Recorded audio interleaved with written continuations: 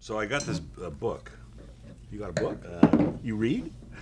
I read a lot. Oh Actually. my goodness. I got this book. It was on the free table of books at the French school I go to, and it's it was a recipe book. Apparently, it's 2 volumes. It was the compilation of recipes from the famous French women's magazine called Aujourd'hui, the Femme d'Aujourd'hui, right? Which translates into how to serve man. So no, but what's funny you said that because Twilight Zone episode. The first thing I opened to was this plate of 6 brains, lamb brains, in with a bed of spinach, and I'm like, oh my gosh. And I show every French person I show this, they're like, ugh, we don't eat that. Well, that's because they don't have any taste.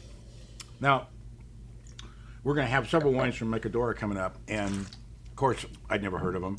But I had heard of the winemaker, Jimmy Munoz, who has a tremendous reputation in Chile, and his wines are so meticulously built. I don't know how else to explain it, but he's extremely passionate about what he does. I mean, considering the bottles and the packaging and everything else, and he's one of the few winemakers that has control over that sort of thing. So he builds these wines that are really interesting and yet still delicious. If you were to put this with domestic Sauvignon Blancs, no one would tell you this is Chilean.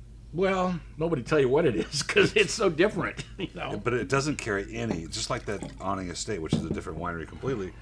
This beautiful silkscreen bottle, right?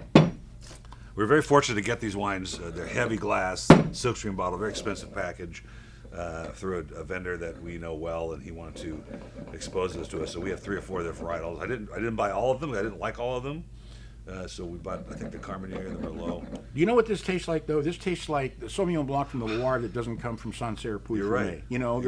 Those what do they call those? Loire Blanc or something like that. Because we've done some of them, and they have that nice steeliness. Right, it's lean enough for that, but you still get some fruit character. You get some very interesting fruit character, though. But you're not getting the grass. You're not getting the grapefruit. There's no grass. There's no grapefruit. There's no peach. There's no stone fruit. Right. But it's like there's a little citrus edge and something like guava or kiwi. Guayaba. Anyway, Sandia. $18.99 on the shelf, which is a fabulous price. $12.99 reorder, and I'm at a 96. 96.2.